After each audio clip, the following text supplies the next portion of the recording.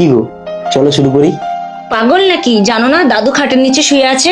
তাহলে দাদুকে উপরে দাও, আমরাই নিচে যাই, চলো। আরে মাথা মোটা, খাটের শব্দটা না তো সাইলেন্ট করতে পারলে তুমি, কিন্তু আমার এই মুখের আওয়াজটা বন্ধ করতে পারবে তুমি?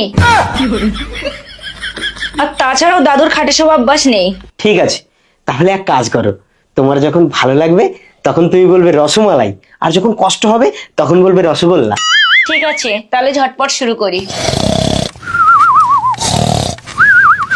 রসগোল্লা, রসমালাই, রসগোল্লা, রসমালাই, না না রসমালাই, না না রসগোল্লা।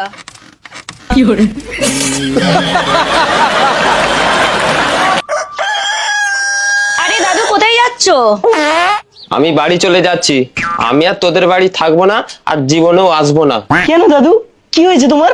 কাল সারা রাত ধরে 2 মাঘ বাতারে রসমালাই রসগোল্লা খেলি, আমাকে তো দিলিই না। উপরন্ত খাটের উপর থেকে আমার মুখে ফোঁটা ফোঁটা করে রস ফেলালি। হ্যাঁ রে, কোন দোকানের রসগোল্লা রে?